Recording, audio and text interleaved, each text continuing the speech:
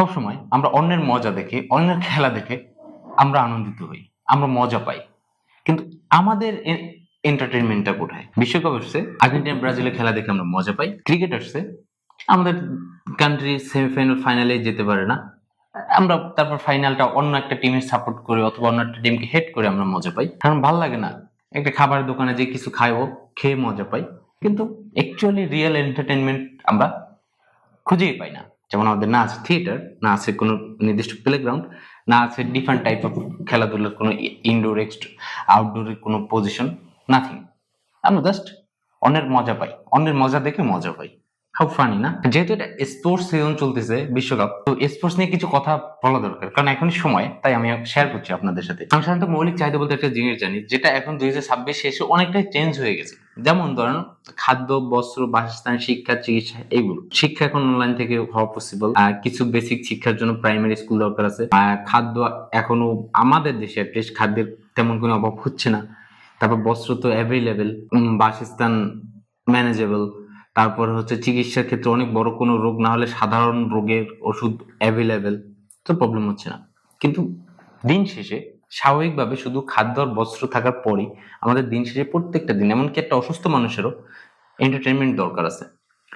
এখন সেই এন্টারটেনমেন্টটা যখন একজন অসুস্থ মানুষ হবে, তার পরিবারের লোকজন পাশে থেকে হচ্ছে তাকে হেল্প করবে, তাকে হ্যাপি রাখার জন্য। কিন্তু যখন একজন সুস্থ মানুষ, তার জন্য তার তার পরিবার এসে তাকে হ্যাপি রাখার জন্য ট্রাই করবে না। তার হ্যাপিটা সে যেহেতু সুস্থ, তার নিজের হ্যাপি রাখার কাজ নিজেকে করতে হবে। আর নিজেকে হ্যাপি রাখার কাজ সে কিভাবে করবে? ডিফারেন্ট টাইপ এন্টারটেনমেন্ট সে নিবে। সেটা সেটা হচ্ছে আপনার খেলাধুলা, ডিফারেন্ট টাইপের স্পোর্টস, আড্ডা দেওয়া, তারপর হচ্ছে ডিফারেন্ট টাইপের খাবার খাওয়া, ঘুরতে যাওয়া, ট্রাভেল করা, অ্যাডভেঞ্চার করা, এগুলো। এখন এই এন্টারটেনমেন্টের মধ্যে হচ্ছে ঘুরতে যাওয়া এবং হচ্ছে ডিফারেন্ট টাইপের খেলাধুলা করা, যেগুলো হচ্ছে বেশি ইম্প্যাক্টফুল ফর মাইন্ড অ্যান্ড হচ্ছে ফর হেলথ।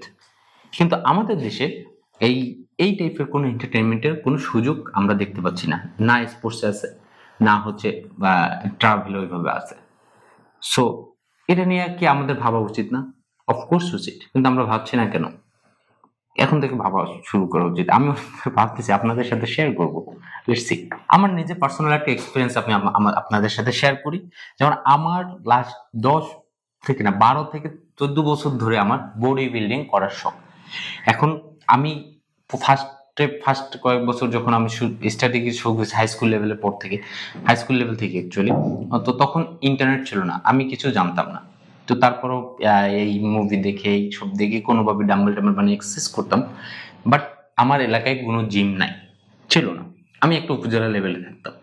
এবং তারপরে আমার এখন পর্যন্ত, সেটা তো 14 বছর আগে জিম ছিল না, 14 বছর হয়ে গেছে, এখনো কোনো জিম নাই আমার উপজেলায়। বাট আমি এখন বিভাগীয় শহরে থাকি।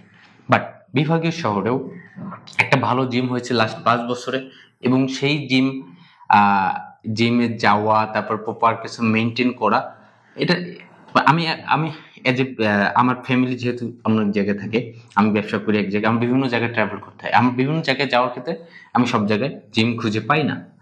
সো এবং তাই আমি প্রপার ভাবে ওইভাবে বডি বিল্ডিং আমি করতে পারিনি। ঠিক আছে, এবার আমি আমার ফ্রেন্ডের একটা সিচুয়েশন। আমার কিছু ফ্রেন্ডরা আছে যারা হচ্ছে দোকানদার, ডিফারেন্ট টাইপের ফার্মেসি, মুদি, সোনার দোকান ইত্যাদি অনেক দোকানদার আছে। এখন তারা সারাদিন, তারা উপজেলা লেভেলে, জেলা লেভেলে, এরকম অনেক শপ ওনার আছে। তো তারা হচ্ছে সারাদিন দোকানে থাকে। দোকানটা ক্লোজ করে কয়টায়? 8টার সময়। এখন 8টার সময় সে দোকান ক্লোজ করে সে কি করবে? তার হয় জিমে যাবে, জিম নাই। কোন এন্টারটেনমেন্টের জন্য কোনো একটা স্পোর্টস খুলবে, ইনডোর আউটডোর, কোনো রাত্রেবেলা সেরকম কোনো সুবিধা নাই। কোনো একটা ভালো পার্কে যাবে, আর 8টার সময় তো সব বন্ধ। সো তাহলে এই হচ্ছে অবস্থা। এখন সে কি করবে? সে হয় মানসিক রোগী হয়ে যাবে, অথবা সে ভুল পথে পা বাড়াবে।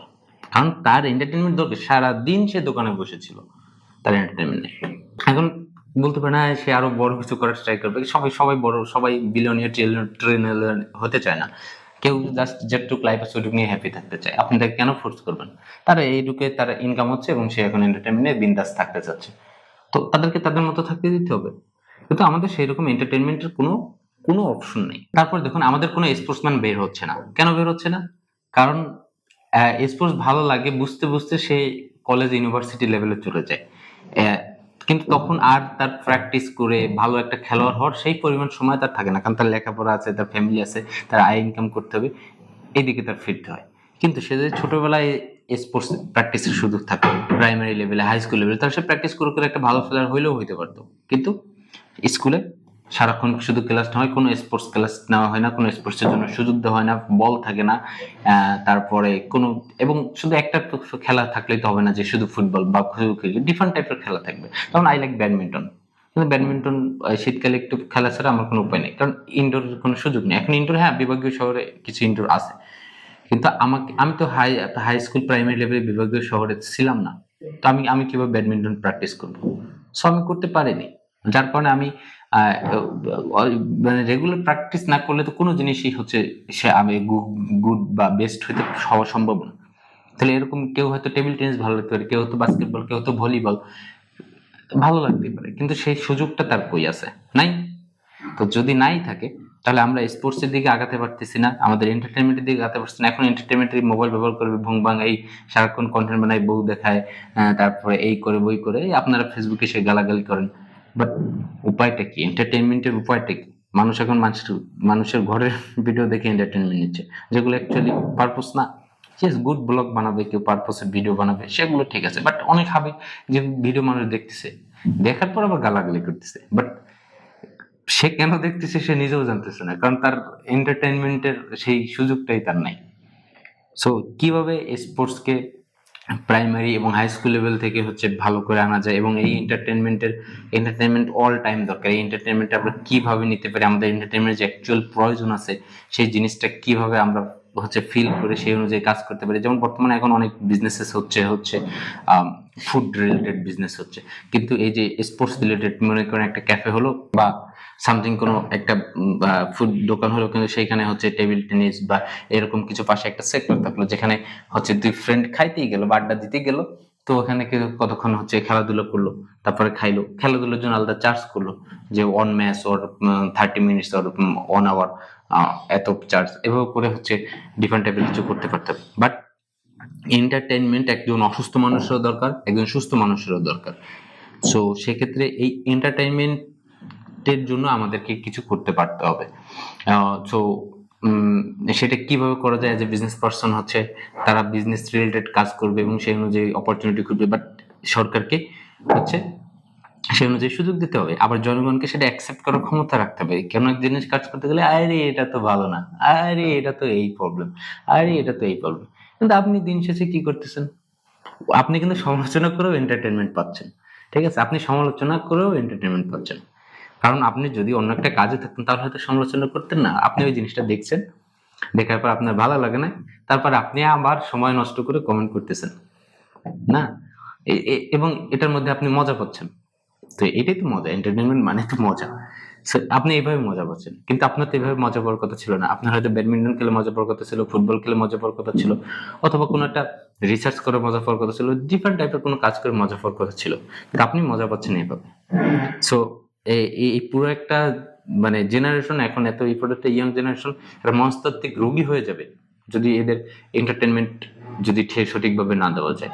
সো আমাদের এই বিষয়ে অনেক ভাবতে হবে। স্পোর্টস সিজন আছে, এখন আর ভাবার বেশি সুযোগ আসছে, তো আমাদের এটা ভাবতে পারতে হবে। Let's do this.